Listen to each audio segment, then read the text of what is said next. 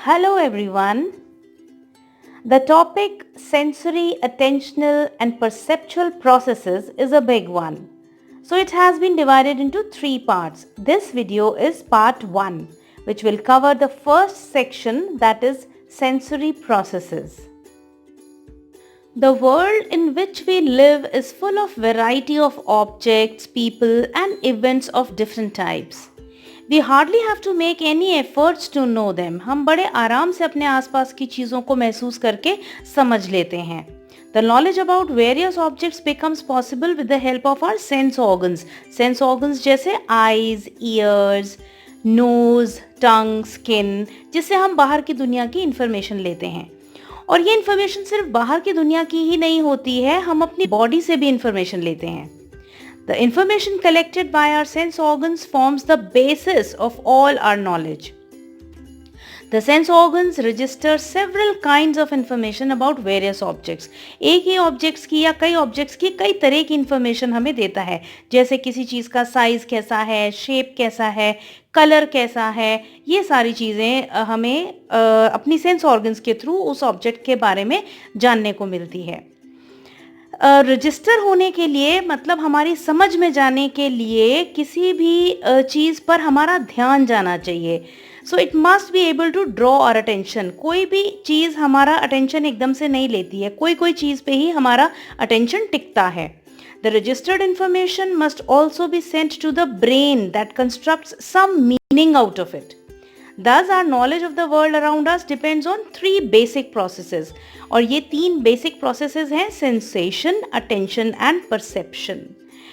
These processes are highly interrelated. ये सब आपस में जुड़े हुए हैं और ये elements हैं cognition के. Cognition मतलब हमारी समझ के. The external environment that surrounds us contains a wide variety of stimuli. Stimuli जिससे हमें information मिल रही है. Some of them can be seen, for example, a house, a tree, or a pond, while some can be heard only, for example, music. There are several others that can be smelled, जैसे किसी फूल की खुशबू या कोई deo, कोई भी ऐसी चीज़ जिससे हमें खुशबू मिल रही है या दुर्गंध मिल रही है.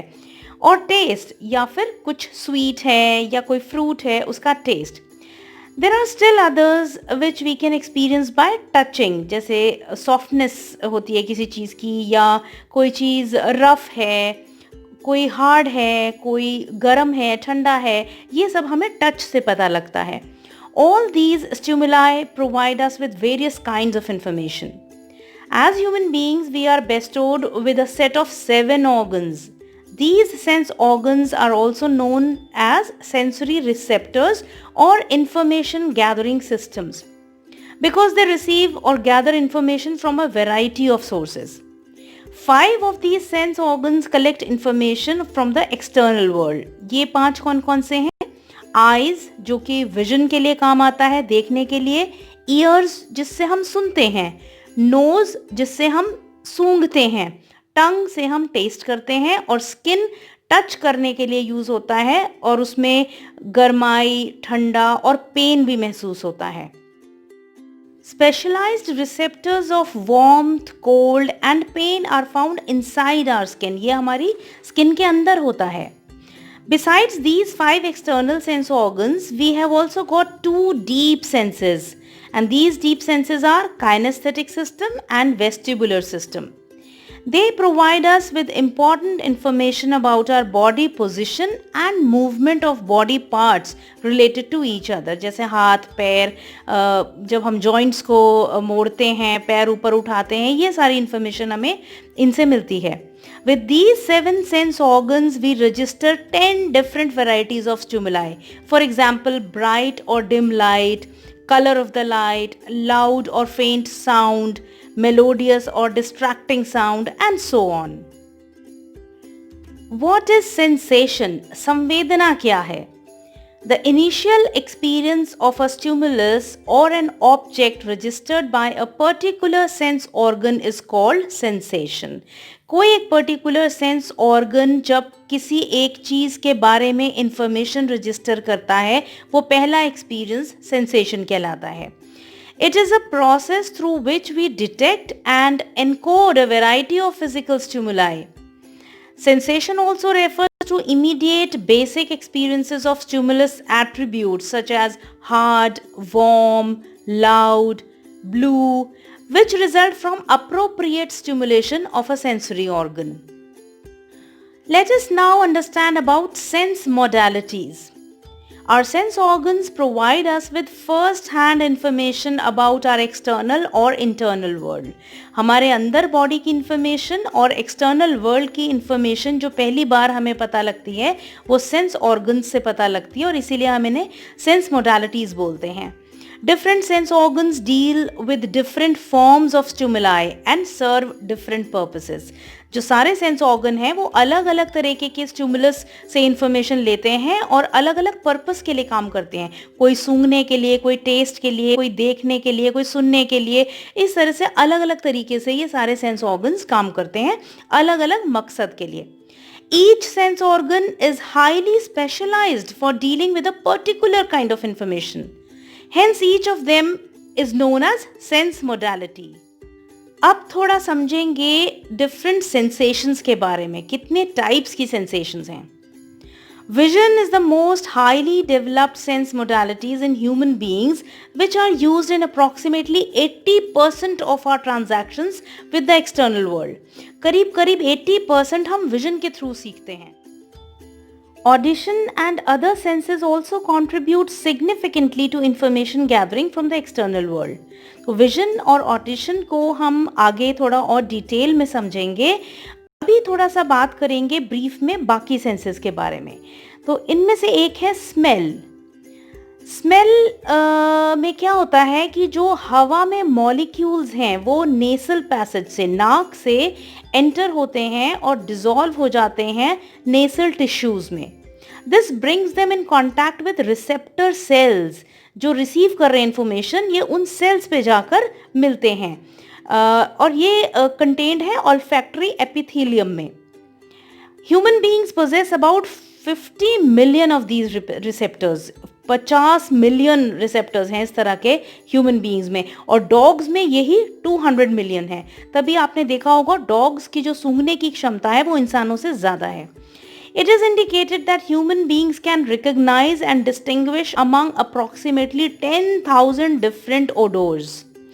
इतनी सारी जो स्मेल हैं उनमें वो फर्क भी कर लेते हैं और उन्हें पहचान भी लेते हैं. Another sensation is taste. The taste buds are located inside small bumps on the tongue called papilla. There is a cluster of taste buds in the papilla. Human beings possess almost 10,000 taste buds. इतनी सारी taste buds इंसानों के पास होती हैं. While people claim to distinguish a large number of flavors in food, but there are only 4 basic tastes. ये basic tastes हैं sweet, sour, bitter and salty. Taste के अलावा भी और चीज़ें हैं जैसे smell, texture, temperature, pressure on the tongue and many other sensations. When these factors are removed we are left only with 4 basic taste. Mainly यही 4 test हैं जिनसे वैरायटी बनती है. इन्हीं के कॉम्बिनेशन से और अलग अलग तरीके से प्रोपोर्शंस में मिक्स होने के बाद ये अलग अलग फ्लेवर्स हमें महसूस होते हैं. Then there is touch and other skin senses. Skin produces sensations of touch. Touch मतलब जो प्रेशर फील होता है. उसके अलावा वार्मथ, कोल्ड और पेन भी स्किन से ही महसूस होता है और इसमें स्पेशलाइज्ड रिसेप्टर्स होते हैं ये सेंसेशंस को लेने के लिए. The receptors of touch are not evenly distributed. ये एक ही तरह के नहीं होते हैं पूरी बॉडी में जो भी रिसेप्टर्स हैं और इसी वजह से क्या होता है कि कुछ एरियाज में हमें सेंसेशन ज़्यादा महसूस होती है जैसे फेस या फिंगर टिप्स पे और पैरों में जैसे कम महसूस होती है. तो सब जगह अलग अलग तरीके की सेंसेशन हमें स्किन पे महसूस होती है. काइनेस्थेटिक सिस्टम क्या है?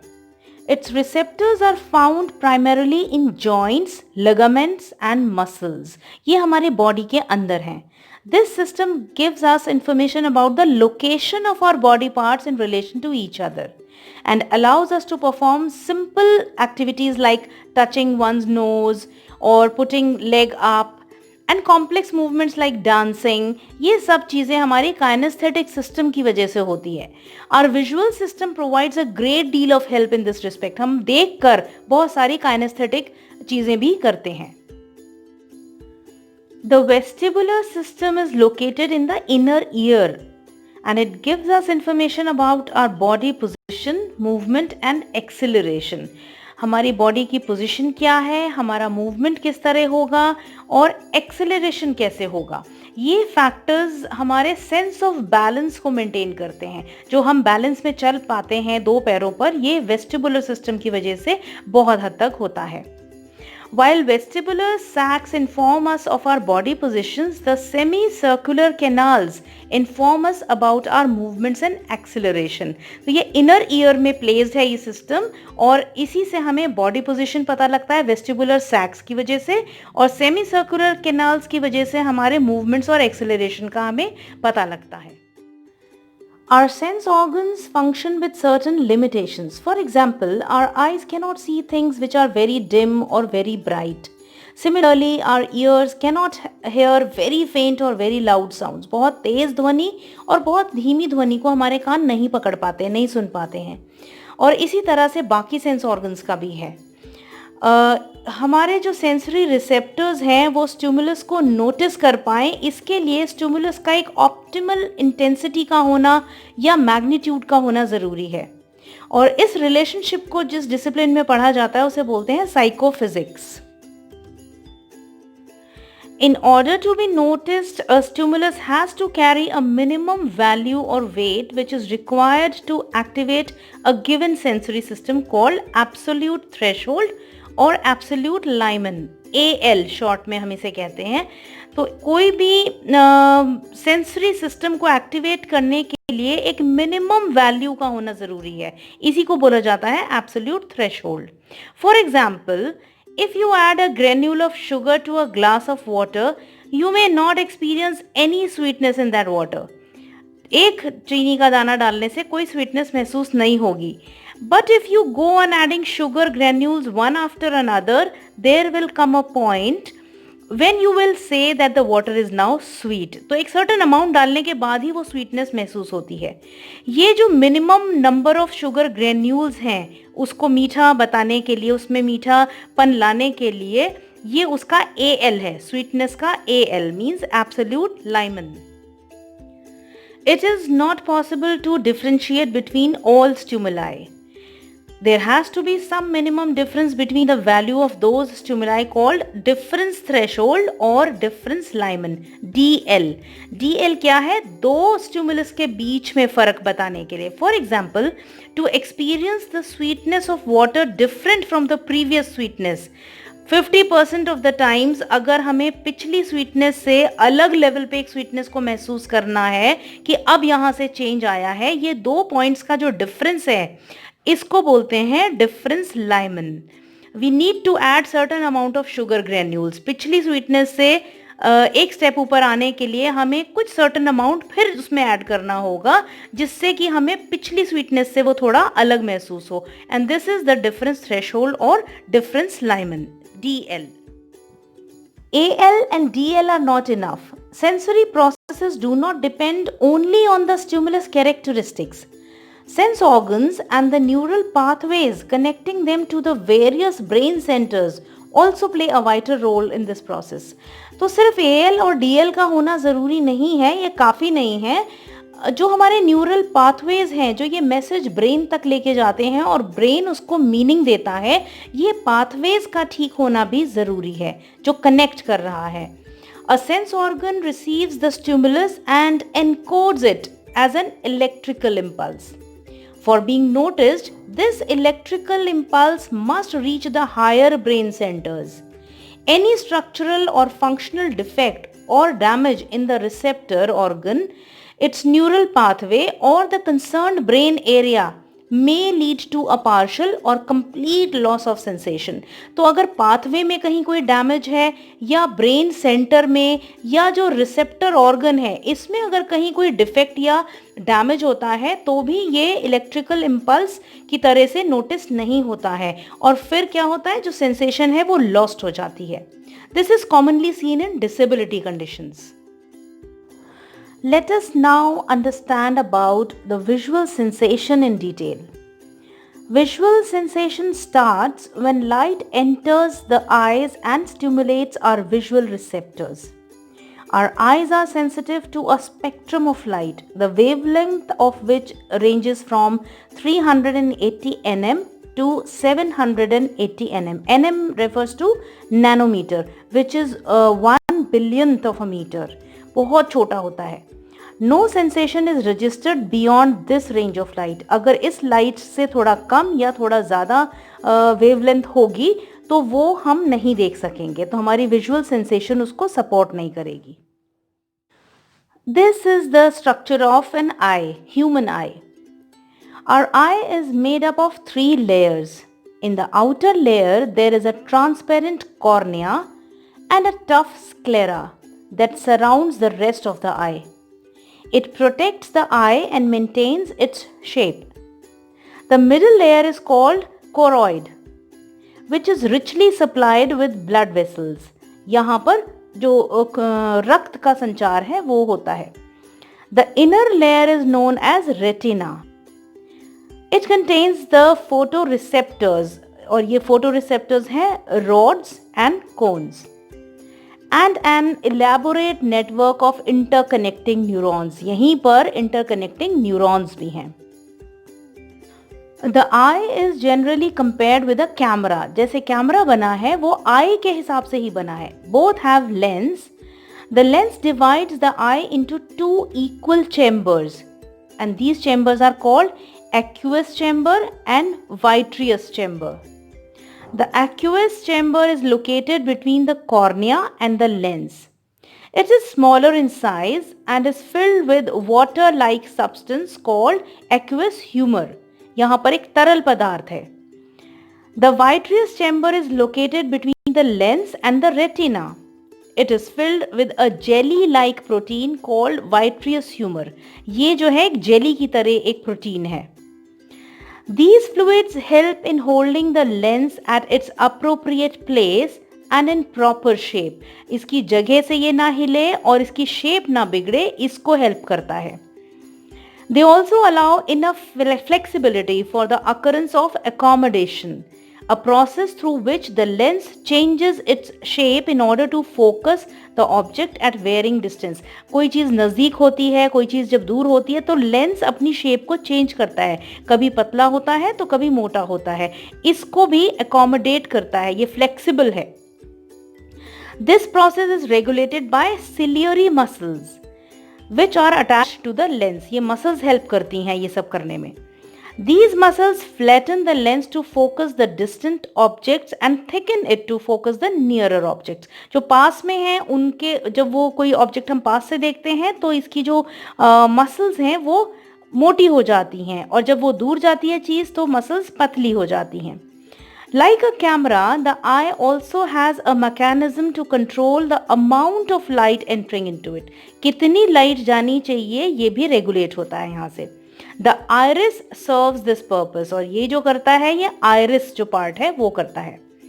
It is a disc-like colored membrane lying between the cornea and the lens. It controls the amount of light entering the eye by regulating pupil dilation. Pupil जो आँख के अंदर एक हिस्सा है उस वो फैलता है या सिकुड़ता है. इससे ये डिटरमिन होता है कि कितनी लाइट आँख के अंदर जाएगी. In dim light, the pupil dilates. In bright light, it contracts. Pupil dilate होता है, फैलता है जब रोशनी कम होती है और वो contract होता है, सिकुड़ता है जब bright light होती है, जब रोशनी तेज होती है. Retina is the innermost layer of an eye. ये सबसे अंदर होता है. It is made up of 5 types of photosensitive cells, among which rods and cones are most important. Rods are the receptors for scotopic vision, night vision. रात को देखने के लिए rods इस्तेमाल करते हैं. They operate at low intensities of light and lead to achromatic, colorless vision. जो achromatic होता है जिसमें कोई color नहीं है, ऐसे vision के लिए help करता है rods. Cones are the receptors for photopic, daylight vision. जो दिन में हम देखते हैं वो cones की मदद से. They operate at high levels of illumination. जब बहुत bright light होती है तब operate करते हैं cones. And they lead to chromatic यानी कि color vision. Each eye contains about 100 million rods and about 7 million cones. The cones are highly concentrated in the central region of the retina surrounding the fovea, which is a small circular region of the size of a pea. एक छोटी सी pea, मटर के दाने जितना size का एक organ है जिसे fovea कहते हैं. It is also known as the yellow spot. It is the region of maximum visual acuity. Acuity होता है distance को देखने के लिए. Besides photoreceptors, retina also contains a bundle of axons of a cell called ganglion cell that forms the optic nerve which leads to the brain. ये optic nerve जो brain में जाती है यही message लेके जाती है visual कि हमने क्या देखा और उससे हमने क्या समझा. Brain उसे फिर interpret करता है, मतलब उसे meaning देता है. तो आई फंक्शन कैसे करती है? Passing through conjunctiva, cornea and pupil, the light enters the lens which focus it on to the retina. Retina is divided into two parts, the nasal half and the temporal half. The inner half portion of the eye towards the nose, नाक की तरफ का जो आधा हिस्सा है, taking the center of fovea as midpoint, जिसमें कि फोविया मिड पॉइंट में है, is called the nasal half. ये हिस्सा कहलाता है नेसल हाफ.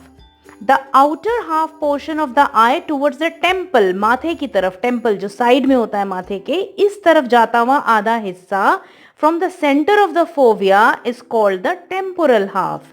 इस हिस्से का नाम है टेम्पोरल हाफ. तो इस तरह से ये दो हिस्सों में डिवाइडेड है. Light from the right visual field stimulates the left half of each eye. That is the nasal half of the right eye and the temporal half of the left eye. And light from the left visual field stimulates the right half of the each eye. तो उल्टा है. That is the nasal half of the left eye and the temporal half of the right eye. ये ऐसे आधे आधे हिस्सों को ये एक्टिवेट करता है, स्टिमुलेट करता है. An inverted image of the object is formed on the retina. उल्टी इमेज बनती है रेटिना पे. The neural impulse is transmitted to the visual cortex through the optic nerve where the image is re-inverted and processed. यहाँ पर जाकर जो image है वो सीधी हो जाती है, री-इन्वर्ट हो जाती है. जैसा कि वो सामने चीज़ है हमें फिर उसी तरह की वो समझ में आती है, हम उसे सीधा समझ पा रहे होते हैं. The optic nerve leaves the retina from the area that has no photoreceptors. और एक हिस्सा ऐसा है जहाँ पर photoreceptors हैं ही नहीं. In this area, visual sensitivity is completely absent. यहाँ पर कुछ नहीं दिखता है और इसलिए इसे कहते हैं blind spot. अब थोड़ा सा बात करेंगे adaptation की. Adapt कैसे होता है? The process of getting adjusted to different intensities of light is called visual adaptation. जैसे हम सिनेमा हॉल में एंटर करते हैं या वहाँ से बहुत देर बैठने के बाद जब बाहर निकलते हैं, it requires adjusting to light which takes a little while. थोड़ी देर में ही हमें चीज़ें नज़र आनी शुरू होती हैं. जब हम अंदर हॉल में जाते हैं तो हमें कुछ नहीं दिखता है और थोड़ी देर बाद दिखाई देने लग जाता है. और इसी तरह से जब हम हॉल से बाहर आते हैं तो ब्राइट लाइट में एकदम से कुछ नज़र नहीं आता है, लेकिन थोड़ी देर बाद वो नज़र आने लगता है. तो इसलिए ये दो तरीके के होते हैं. एक होता है लाइट अडेप्टेशन और दूसरा होता है dark adaptation. So light adaptation is a process of adjusting to bright light after exposure to dim light. It takes nearly a minute or two. 1 या 2 मिनट में ये हो जाता है. और dark adaptation क्या है? It is a process of adjusting to a dim light after exposure to bright light. It may take half an hour or more depending on the previous level of exposure of the eye to the light. तो दोनों उल्टी प्रक्रिया हैं. एक light से dark की तरफ adjust करते हैं विजन को और एक डार्क से लाइट की तरफ. It is also important to understand the color vision. Color is created when our brain interprets the information received from the external world. Light is described physically in terms of wavelength, not in terms of color. ये colors की तरह से हमें नहीं समझ में आता है, ये हमें wavelengths के हिसाब से समझ में आता है. ये हम आगे करेंगे कि wavelengths क्या हैं. The sunlight is a perfect mixture of 7 colors, just like a rainbow. The colors observed are violet, indigo, blue, green, yellow, orange and red. और इनका abbreviation होता है VIBGYOR. What are the dimensions of color? A person with normal color vision can distinguish more than 7 million different shades of colors. बहुत ज़्यादा हैं ये, इतने सारे शेड्स को हम आराम से समझ लेते हैं, हम विजन के थ्रू या कलर को आइडेंटिफाई कर लेते हैं, उनमें फ़र्क कर लेते हैं. Our experiences of color can be described in terms of 3 basic dimensions. ये 3 जो dimensions हैं ये हैं hue, saturation and brightness. Hue is a property of chromatic colors, जैसे कि उनके नाम रेड, ब्लू, ग्रीन, येलो, इस तरह से जो नाम है ये ह्यू है. It varies with wavelength and each colour is identified with a specific wavelength. ये कलर्स के जो नाम हैं ये पर्टिकुलर वेवलेंथ की वजह से हैं. जैसे ब्लू का वेवलेंथ है 465 nm, nm means nanometre. Green का वेवलेंथ है 500 nm. और achromatic colours like black, white और grey are not characterised as hues क्योंकि इसमें वेवलेंथ्स नहीं है. Another dimension of colour is saturation. It is a psychological attribute that refers to the relative amount of hue of a surface or object. कितना amount है hue का, ये saturation है. The light of single wavelength, which is called monochromatic, appears to be highly saturated. जिसमें single wavelength है वो बहुत ज़्यादा saturated माना जाता है. Mixing of wavelengths decreases saturation. अगर कई तरह के wavelengths मिला दी जाएं तो saturation कम हो जाता है. Gray color is completely unsaturated. The third dimension of color is brightness. It is the perceived intensity of light. It varies across both chromatic and achromatic colors. White and black represent the top and the bottom of brightness dimension. White has the highest degree of brightness, whereas black has the lowest degree of brightness. Red, yellow and blue are called primary colors because on mixing the light of these three colors can produce almost any color. The most common example is the television screen. It contains spots of blue, red and yellow colors. The combinations of these three produce different colors and shades that we see on the TV screen. अब थोड़ा सा समझेंगे after images के बारे में. The effect of a visual stimulus persists for some time even after the removal of the stimulus from the visual field. जैसे हम कोई चीज़ देख रहे हैं और उस चीज़ को हटा दिया जाए उसके बाद भी visual sensation में वो image रह जाती है. This effect is called after image. After image positive भी हो सकती है और negative भी हो सकती है. Positive after image resemble करती है original stimulus से in terms of its color, that is hue, saturation and brightness. They usually occur after a brief intense stimulation of dark adapted eyes. और negative images कैसे form होती हैं? Negative after images, these images appear when a person stares at the patch of a particular color for about 30 seconds. 30 seconds तक एक ही चीज़ को देखते रहने से color को ये image form होती है and then it transfers to another surface. जैसे हम निगाह दूसरी तरफ करते हैं, हम किसी और चीज़ को देखते हैं स्पेशली वाइट या ग्रे सरफेस को, तो वो चीज़ वहाँ पर नज़र आती है लेकिन वो रियल ओरिजिनल स्टिमुलस जैसी नज़र नहीं आती है, वो नेगेटिव नज़र आती है. जैसे इस पिक्चर में negative after image of blue colour appears yellow, of red color it appears green. तो ये कलर भी चेंज हो जाते हैं नेगेटिव आफ्टर इमेजेस में। विजुअल सेंसेशन के बाद अब समझेंगे auditory sensation. Audition or hearing is also an important sense modality that carries great value for us. हम audition के थ्रू हम सुनकर भी बहुत कुछ सीखते हैं. It provides us with reliable spatial information. Besides orienting us to certain objects or individuals, it plays a vital role in spoken communication also. हम जो बातचीत करते हैं, बोलकर जो अपनी बात दूसरों तक पहुंचाते हैं या दूसरों की सुनते हैं, ये सब ऑडिटरी सेंसेशन की वजह से होता है। Auditory sensation begins when sound enters our ear and stimulates the chief organ of hearing. हमारे कान सुनने के अलावा हमारे बॉडी के बैलेंस को मेंटेन करने में भी हेल्प करते हैं, और जो कान का स्ट्रक्चर है वो 3 सेगमेंट्स में डिवाइडेड है। एक है एक्सटर्नल ईयर, दूसरा मिडिल ईयर और तीसरा inner ear. External ear contains 2 main structures, पिना एंड ऑडिटरी मीटस। पिना वो फनल शेप्ड स्ट्रक्चर है जो हमें दिखाई देता है बाहर से, और ये साउंड वेव्स को कलेक्ट करता है हमारी सराउंडिंग्स में से। और auditory meatus is a canal protected by hair and wax, जो रास्ता हमें दिखता है कान के अंदर जाता हुआ वो हिस्सा, ये एक कैनाल की तरह, एक नहर की तरह है, एक टनल की तरह, that carries sound waves from pinna to the tympanum और ईयर ड्रम। ये ईयर ड्रम तक इंफॉर्मेशन को या साउंड्स को लेकर जाता है।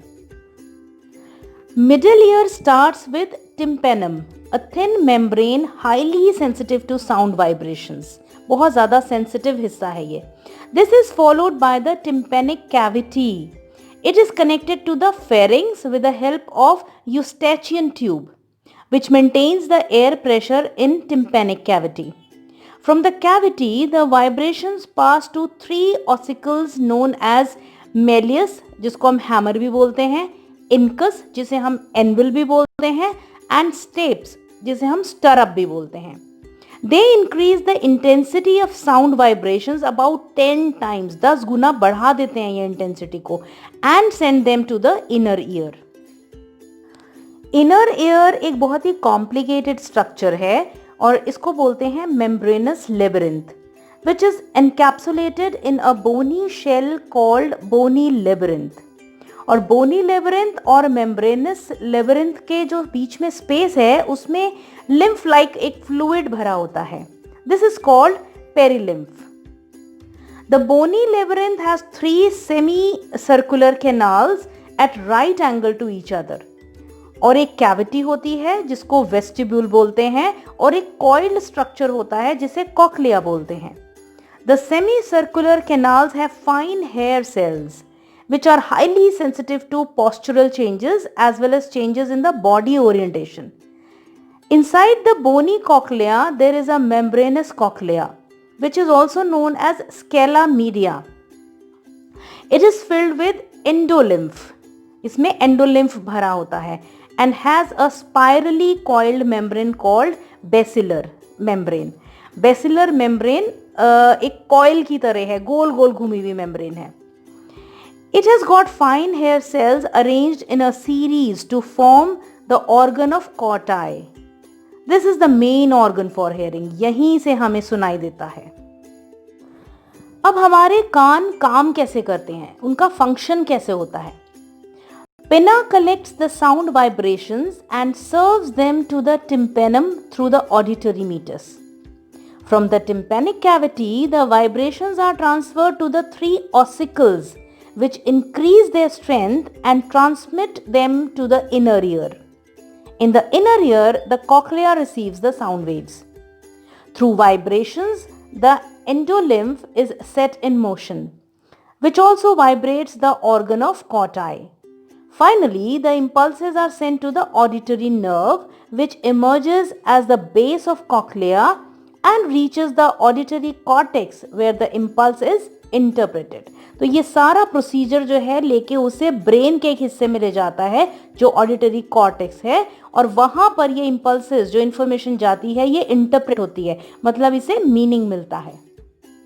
Let us now understand as to how sound works as a stimulus. Sound कैसे पैदा होती है? एक्सटर्नल एनवायरनमेंट में कोई भी डिस्टर्बेंस होने से जिसका एयर पे असर पड़ता है, क्योंकि मीडियम जो साउंड को पहुंचाने का है वो है एयर। तो कोई भी वाइब्रेशन जब एक्सटर्नल एनवायरनमेंट में होती है, जैसे कोई चीज़ गिर जाए या किसी ने कोई चीज़ बजाई या कोई बात कर रहा है या म्यूज़िक प्ले कर रहा है, तो ये डिस्टर्बेंस एनवायरनमेंट में होती है, एक्सटर्नल एनवायरनमेंट में। Any physical movement disturbs the surrounding medium. Surrounding medium क्या है? Air. And pushes air molecules back and fourth. आगे पीछे वो एयर मॉलिक्यूल्स हिलते हैं। This results in changes in pressure that spread outward in the form of sound waves, traveling at the rate of about 1100 feet per second. इतना तेजी से ये travel करता है. These changes travel in waves much like the ripples set by the stone thrown into the pond. जैसे पानी में पत्थर मारते हैं तो गोल गोल घेरे बनते हैं, उसे बोलते हैं ripples. इसी तरह से air में ये ripples बनते हैं. When these sound waves strike our ears, they initiate a set of mechanical pressure changes that ultimately trigger the auditory receptors. जो हमने ईयर के फंक्शन में बात की थी, उस तरह से ये प्रोसेस शुरू हो जाता है. The simplest kind of sound wave is one that causes successive pressure changes over time in the form of a single repeating wave. जैसे कि इस फिगर में है, एक वेव जो कंप्लीट होती है, रिपीट होती है, उस तरह से ये बनते चले जाते हैं waves. Sound waves vary in amplitude as well as in wavelength. दो तरीके से वेरी करता है. Amplitude is a general measure of stimulus magnitude. It is the amount of change in pressure, that is extent of displacement of the molecules from the position of rest. जब कोई आवाज़ नहीं थी और उसके बाद जैसे ही आवाज़ हुई तो जो एयर मॉलिक्यूल्स अपनी जगह से हटे, वो कितना हटे, ये उसका एम्पलीट्यूड है.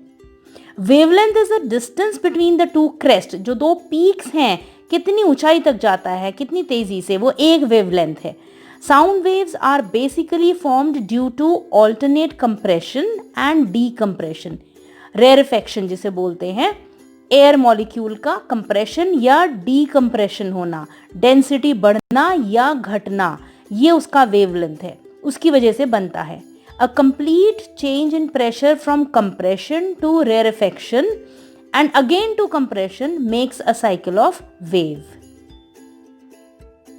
साउंड वेव्स को डिस्क्राइब किया जाता है फ्रीक्वेंसी में, और फ्रीक्वेंसी क्या है? एक सेकंड में कितनी बार वो साउंड हुई, उसका जो साइकिल है पर सेकंड, उसको बोलते हैं फ्रीक्वेंसी. और इसको मेजर किया जाता है हर्ट्स में, उसका यूनिट है हर्ट्स.